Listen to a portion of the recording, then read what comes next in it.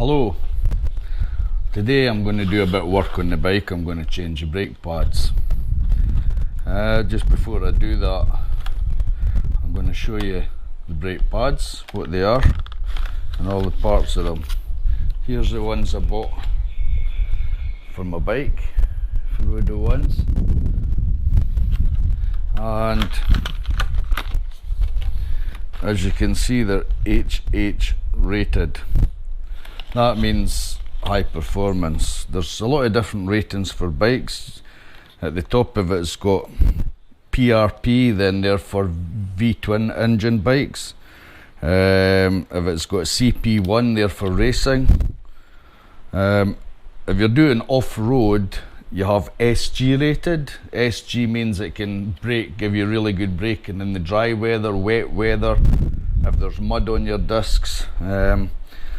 Each rating's for specific bikes, but HH is probably the best for any type of road bike, performance bike, anything like that. And I'll show you what the pads actually look like. Here is the pads. Quite simple. This bit here is made of steel, and this is your actual pad on here. This is the bit, this bit here, that does your braking. It rubs against the disc, slows you down and stops you.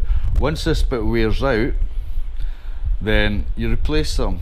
If you don't replace it, then the actual metal steel part will start rubbing your discs, and it'll do all sorts of damage to your bike.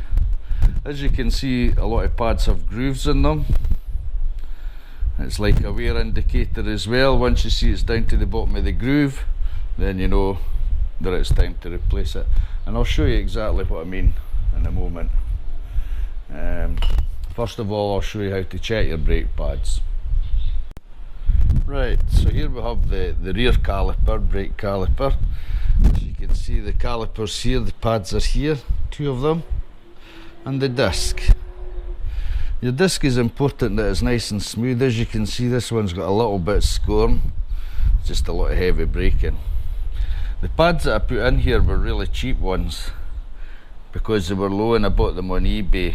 I don't even know what the rating was, but if you want to check your brake pads, if you have a look, here's your metal bits here that I was on about, and inside is your pads, and as you can see, you can't even fit a screwdriver in there, which means the pads are worn down, so they need replaced.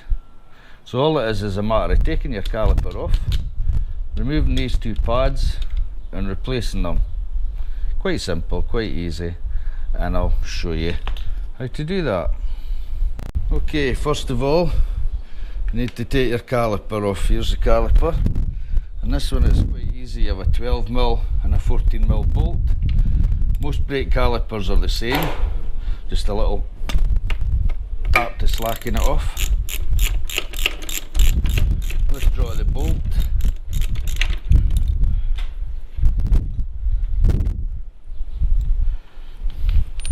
And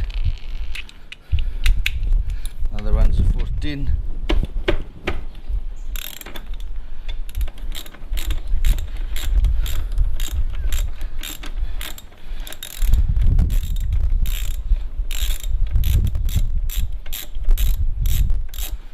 And once the bolt's disconnected, withdraw.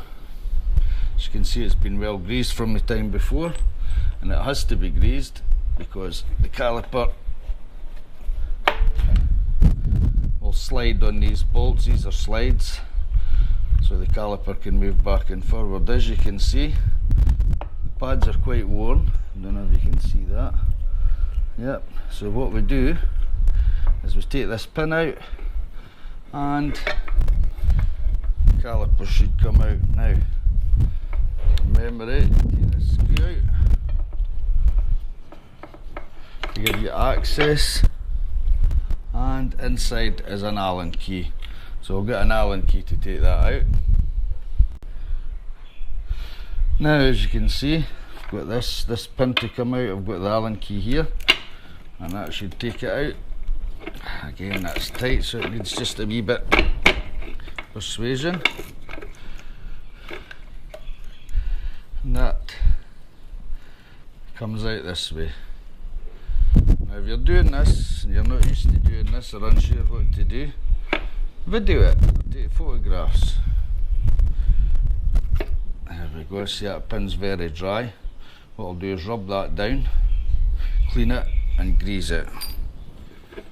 Here's your two brake pads. As you can see, one has a little bit of meat left on it.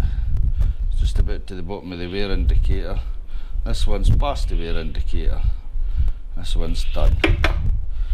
These bits on the back here, we can take these off.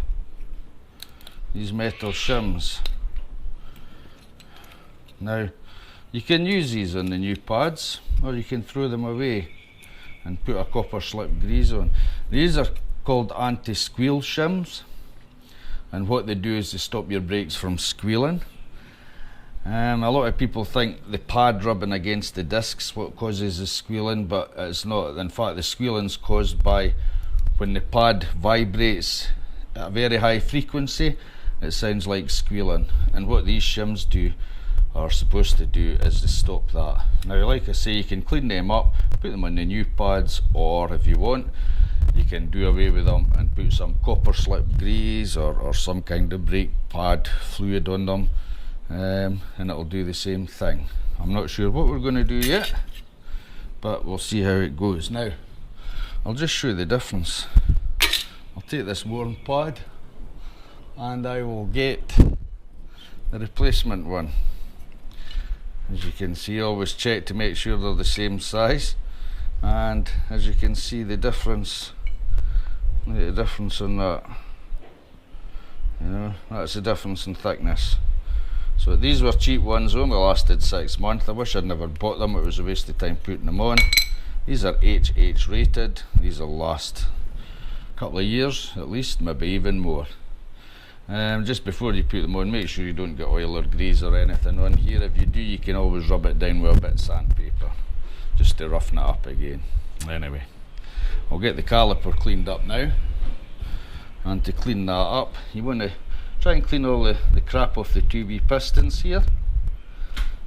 Whatever you do, don't use sandpaper on it, because these pistons, we push them back in, and if you put sandpaper on them, then the seals won't seal and it could start leaking fluid. So it's really important to give it a good clean up, get it all like brand new again, and then clean your pin, put your pads back in, and then pop it back on.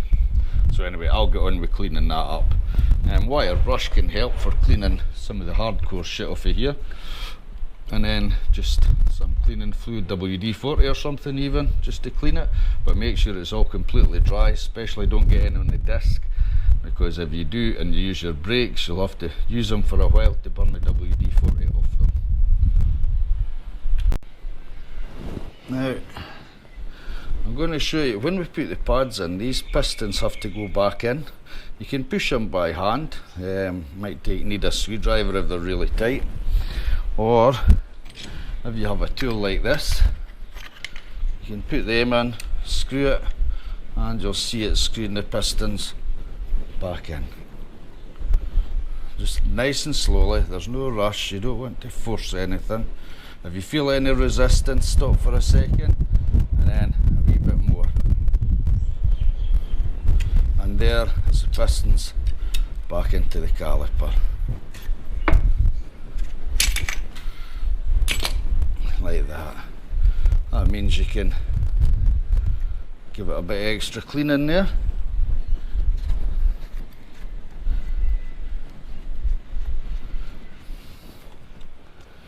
Also make sure this slides.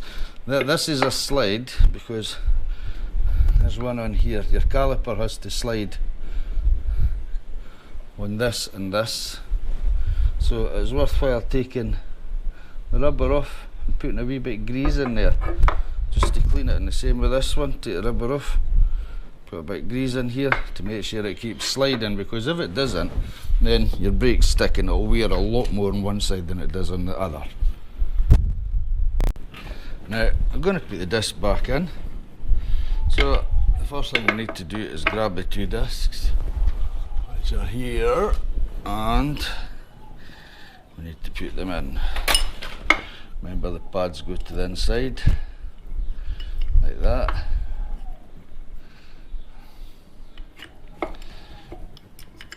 That way and that way. And we need to get the pin. Now, what we'll do with the pin is I'll just spray a wee bit of lithium white grease, because it's good stuff, and I'll put the pin through the hole. There's 2 pads, put them the right way, and that just tightens back up.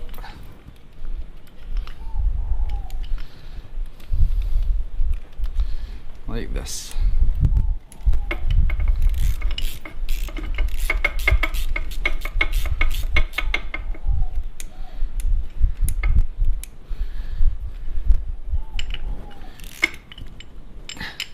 And then we just put the cap back on. And this wee piston here, I took this piston out and filled it with lithium grease, the rubbers, put it back in so it moves freely, and I filled this with lithium grease. So everything should slide quite easily. Yep. Now, I'm not putting the shims back on, but what I'm going to do is put some of my special stuff on, which is here. Now this is an anti-squeal agent, so I'll just put that in the back of the disc like that, and the same on the other side, where it catches onto the caliper. Come out. Oh, there we go. Doesn't need a lot of this stuff. It's like rubberized, and it sets after a while and sticks the calipers on. Now, just got to make sure everything's right. That's right like that, and that's like that, and then because the calipers pistons have been slid in, this should go over the pad like this, and the bottom of the, I don't know if you can see that, but the bottom of the pads go into a recess, and then you just bolt the thing together, put the bolts in, and that's that done. Okay, so now the brake pads are on. As you can see, the new pads, you can actually see, don't know if you can see that from there or not, but you can see the actual pad inside, and it's brand new, long time before that wears out. The pin's on, greased, 2 bolts tightened up, and this cap back on where I screwed the pin out. And I've used this high performance white lithium grease, water and heat resistant, so it won't melt when the brakes warm up, and that's it. You probably have a different bike, but brake pads are really the same. Some of them have 2 sets of discs and calipers, and they're just much easier, the same to change. But the most important thing is when you're changing, when you're doing your brakes, is your rating. As I say, these are HH. I'll just let you have a look at the front. We'll go around here. There's the front calipers. These are just much the same to do. You just take the bolt off here, whole caliper comes off. You've got 2 pins, because in here there's like 1, 2, 3, 4 pads. And so you take the pins out, replace the pads, put the pins in, bolt it back on, give it a good clean up. And as you'll see, there's 2 sets on this one, which is quite good. It gives you good braking. Really, when you're riding a bike, you want to be using your front brakes all the time. Your back brakes should really just be to steady when you're going slow, you know, pulling up to traffic. And maybe assist if you're braking quick, really quick. But yeah, you don't rely on the back brakes as much on a motorcycle. Anyway, hope that was useful. And that's it, brakes changed. Thanks for watching.